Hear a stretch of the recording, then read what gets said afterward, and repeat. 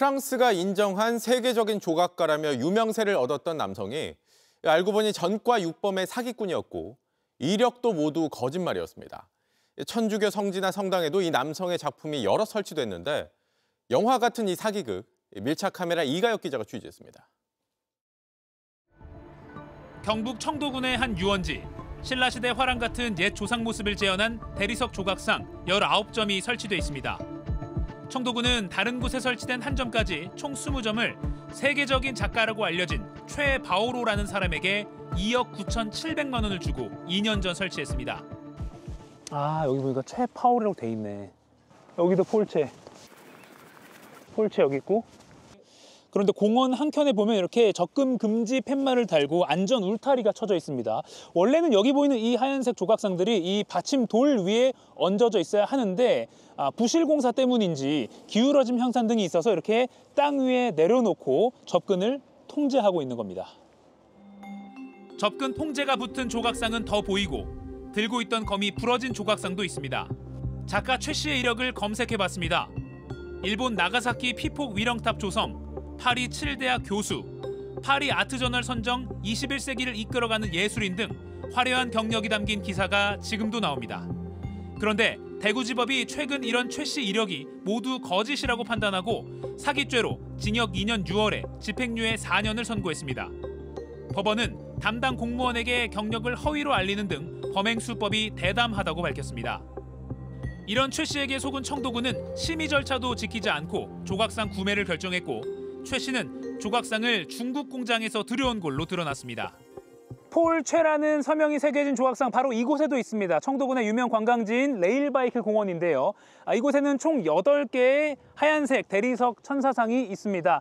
명목상으로는 최 씨가 청도군에 기증을 한 거지만 세금으로 또 군이 최 씨에게 설치비 6천여만 원을 줘서 논란이 되기도 했습니다. 이번 법원 판결 이후에 청도군은 이 8개 모두 철거하기로 결정한 상태입니다. 전남 신안군은 상황이 더 심각합니다. 바닷가를 따라 늘어선 하얀 천사 조각상. 신안군이 지난 2019년 하이도를 천사의 섬으로 꾸미겠다며 최 씨의 작품 318점을 설치한 겁니다. 최 씨에게 제작과 설치비 명목으로 18억 6,800만 원이 지급됐습니다. 최 씨 허위 경력이 드러나면서 이젠 철거를 고민 중입니다. 위에 대한 부분들, 왜냐하면 예산에 대한 수반됐던 부분이기 때문에 그런 과정들을 전체적으로 걸치고 나서 방향 결정할 것 같아요. 다만 법원은 신안군의 경우 먼저 적극적으로 최 씨에게 접촉해 사업을 추진한 점 등에 비춰 청도군 사건과 달리 최 씨에게 무죄를 선고했습니다. 취재진은 어렵게 최 씨와 연락이 닿았습니다. 파리 7대학도 선생님이랑 관련이 없는 거죠? 전혀 없죠. 파리 7대학이 뭐하는 대학이 그것도 미술대학이 아니더라고요. 21세기를 이끌어가는 예술인 선정 경력에 대해선 이렇게 말했습니다.